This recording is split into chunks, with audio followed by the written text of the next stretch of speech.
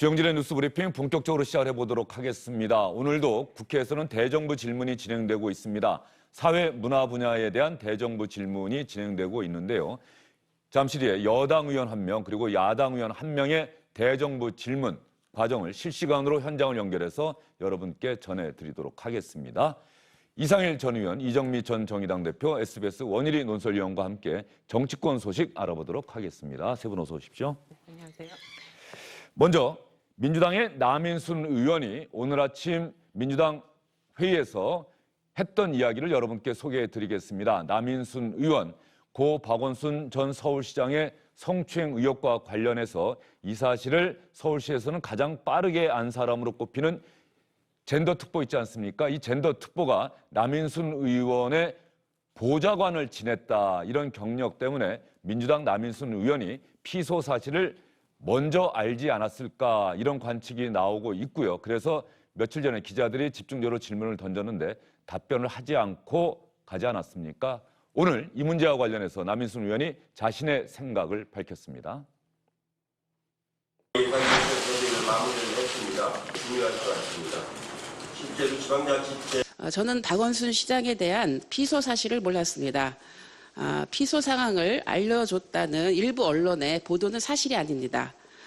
앞으로 추측성 보도는 삼가해 주실 것을 부탁드립니다. 이상입니다.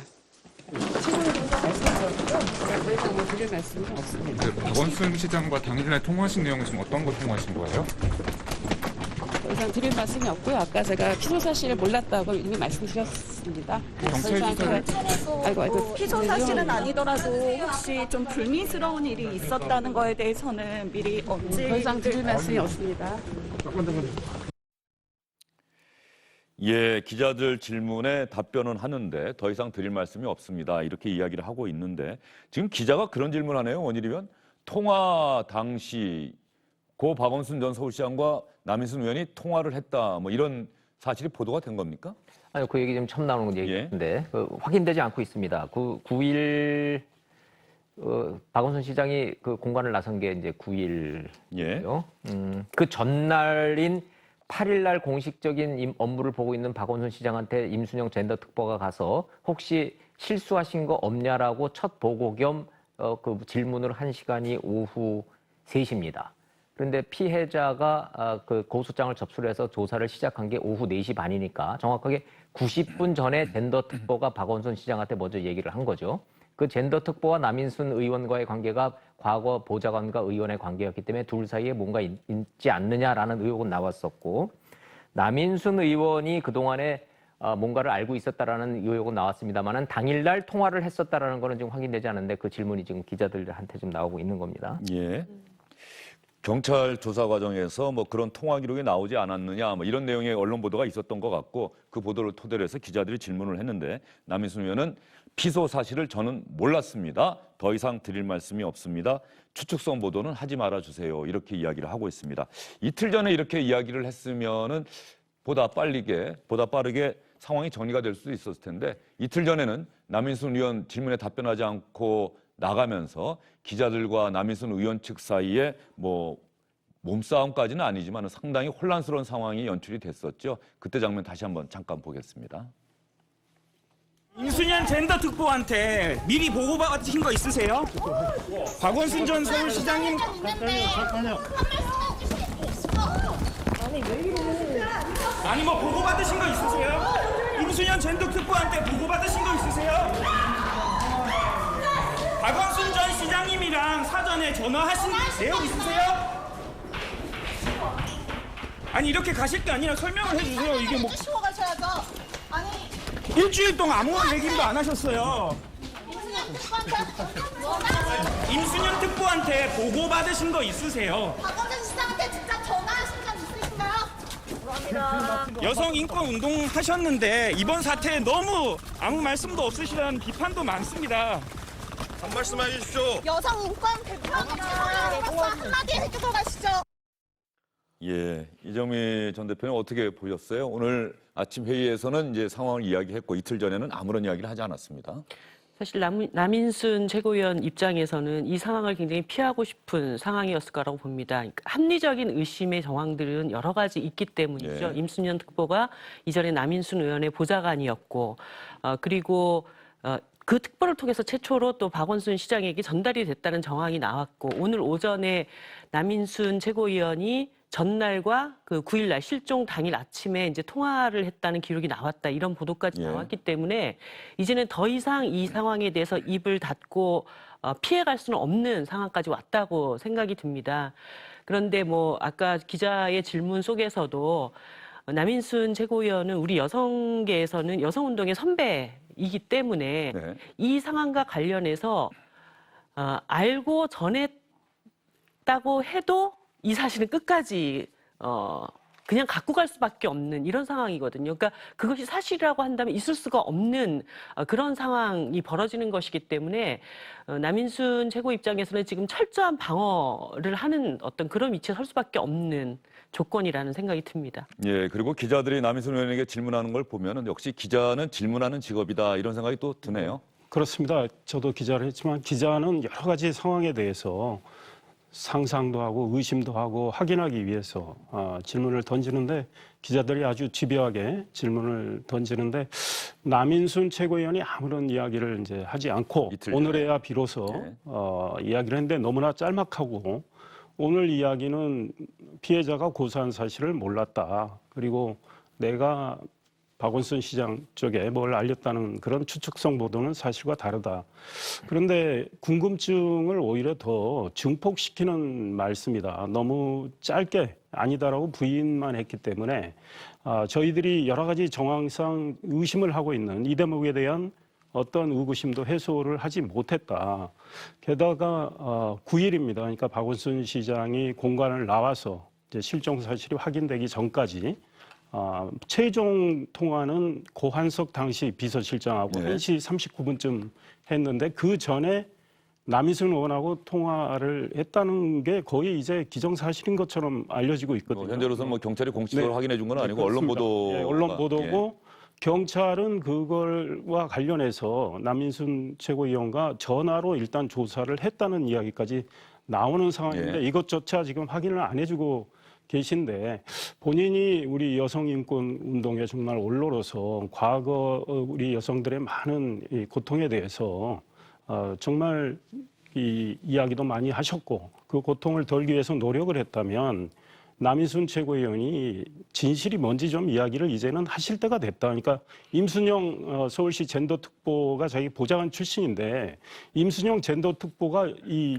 피해자가 고소하기 전에 이 사실을 아는 문제, 그리고 이와 관련해서도 남인순 최고위원과 나중에 상의했을 수도 있고, 남인순 최고위원이 알았는지 몰랐는지 이런 문제에 대해서 우리들의 궁금증을 좀 더 해소하는 노력을 하고 진실을 이야기를 하시는 게 옳겠다, 이런 생각이 듭니다. 이번에 고 박원순 전 서울시장이 극단적인 선택을 하고 이후에 성추행 의혹과 관련해서 각계 각층에서 어떤 의견을 피력해야 되는 것 아니냐. 특히 성추행 의혹, 고위공직자의 성추행 의혹이라고 하는 엄중한 사안이 있는데, 또 고 박원순 전 서울시장이 세상을 떠났고, 그래서 이번에는 참 많은 분들이 고민을 많이 했던 것 같고, 정의당 내부도 상당히 그것 때문에 이런저런 이야기가 많지 않았습니까? 네, 뭐 정의당 안에서 사실 뭐 격렬한 논란이 있었던 거죠. 당시 장례가 서울시장으로 치러지는 것에 대해서 많은 사람들이 박원순 시장을 추모하는 분위기로만 흐르는 것이 피해자에게는 또 다른 상처를 주는 것이 아니냐. 그래서 그것에 대해서 피해자 입장에 함께 서겠다라고 하는 입장으로 조문을 가지 않겠다라는 이제 2명의 그 의원의 발표가 있고 나서 여러 가지 이제 논란과 논쟁이 있었는데요.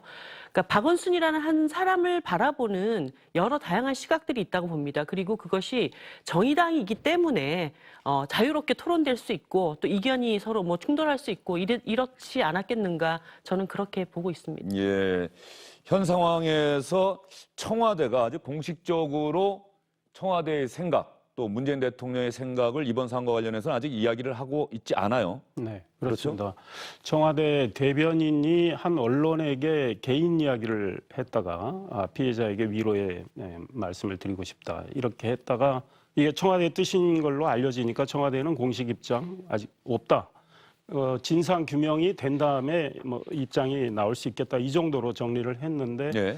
대변인이 개인 이야기를 하는 게 적절한가 이런 문제가 있는 거죠. 청와대 대변인이고 대변인의 이야기는 대통령의 생각으로 이렇게 국민들이 생각할 수 있기 때문에 이 문제와 관련해서 청와대에 어제 일어난 이런 오락가락한 그런 측면이 있고 문재인 대통령의 침묵이 더 부각된 이런 일이 된 거죠. 결국은 문재인 예. 대통령은 페미니스트 대통령이라고 했지만 지금 박원순 전 서울시장 문제에 대해서 계속 침묵을 하고 있는 이 문제에 대해서 많은 국민들이 지금 문제 제기를 하고 있습니다.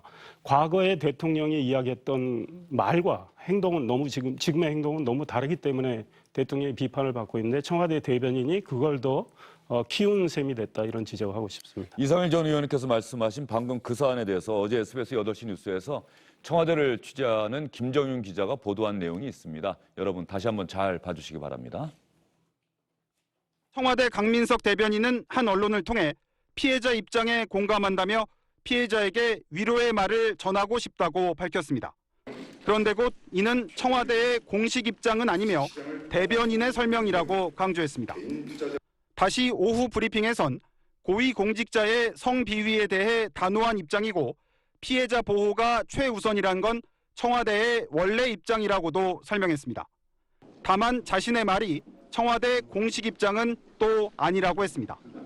그러면서 진상규명이 이루어지고 난 뒤 그 결과로 사실관계가 특정되면 청와대가 보다 뚜렷하고 공식적인 입장을 밝히게 될 것이라고 덧붙였습니다. 이와 관련해 청와대 핵심 관계자는 문재인 대통령이 이 사건에 대한 언급을 따로 한 게 있느냐는 질문에 대통령의 모든 발언을 다 소개할 수는 없다며 내용을 전해드릴 수 있을지는 진상규명 결과가 나와야 할 것 같다고 답했습니다. 이 부분에서 한번 우리가 생각해 볼게요. 원일이 의원, 대변인이 대신해서 이야기해 주는 사람 아닙니까?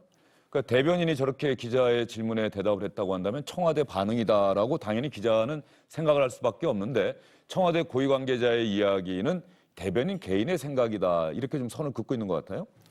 그러니까 지금 한번 말이라는 게 이제 내뱉고 나면 이제 주워 담기가 저렇게 어려운 것인데 예. 청와대 대변인은 일반인이 말하고 입하고 다르죠.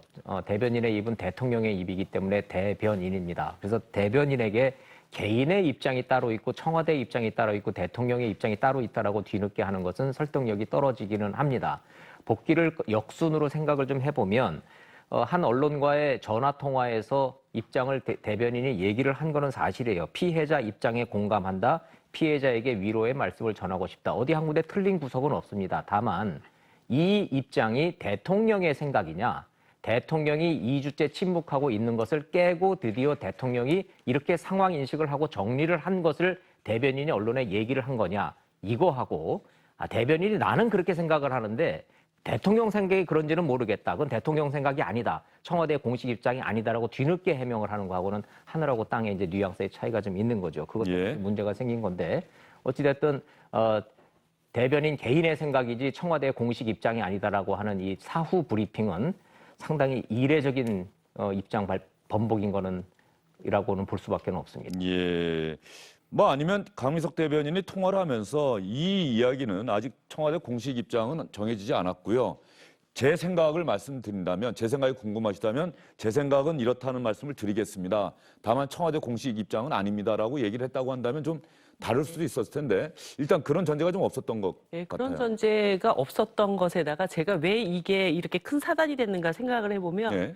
위로하고 공감한다는 것은 굉장히 좀 상식선에서 할 수 있는 이야기지 않습니까? 그런데 이 말이 보도로 기사화되면서 청와대에서 사과 입장이 나왔다. 이렇게로 쫙 기사가 뜨기 시작을 했어요. 그러니까 사실 청와대가 사과를 한다라는 것은 굉장히 공적인 어떤 그 과정을 거쳐서 논의가 돼서 그 결과물로 나와야 되는 것인데 대변인이 어떤 기자와의 전화 통화를 통해서 한 이야기가 사과 발언이 나왔다라고 이렇게 과대 해석되면서 청와대에서도 뭔가 이것을 좀 다시 정리해야 될 필요가 있지 않았나 그렇게 저는 해석이 되었습니다. 그만큼 이번 사안은 엄중하고 민감한 사안이다라는 점을 다시 한번 보여주는 사례가 아닐까 싶습니다. 강민석 청와대 대변인도 다시 한번 또 말의 무게를 실감하지 않았을까 이런 생각이 들고요. 이 부분과 관련해서 국회 대정부 질문에서도 관련 질문과 답변이 있었습니다. 문재인 대통령은 왜 이야기를 하지 않는 겁니까? 라는 야당 의원의 질문에 정세균 국무총리는 어떻게 대답했을까요? 문재인 대통령께서 페미니스트를 자처하신 분인데 왜 그 박 시장 성추행 사건에 대해서ขี้묵하고 계십니까? 박원순 전 시장 상황은 매우 안타까운 일입니다만은 대통령께서 다른 국정을 돌보고 계시기 때문에 그 부분에 대해서는 말씀을 하실 수도 있고 안 하실 수도 있다고 생각합니다. 이 문 대통령님의 이 성인지 감수성이 이거 내 편에 따라서 이게 작동하는 거 아닙니까? 네, 저는 그렇게 생각하지 않습니다. 미투 운동에 앞장섰던 민주당 여성 의원님들도 안면물수 막 침묵하고 있어요. 민주당 의원님들의 이런 성인지 감수성도 우파에만 작동하는 겁니까? 네, 그렇게 생각하지 않습니다. 정세균 국무총리는 그렇게 생각하지 않습니다. 어쨌든 청와대에서는 공식적으로 진상규명이 되고 나면 그때 청와대의 공식적인 입장이 나올 것이다 이렇게 이야기를 하고 있습니다.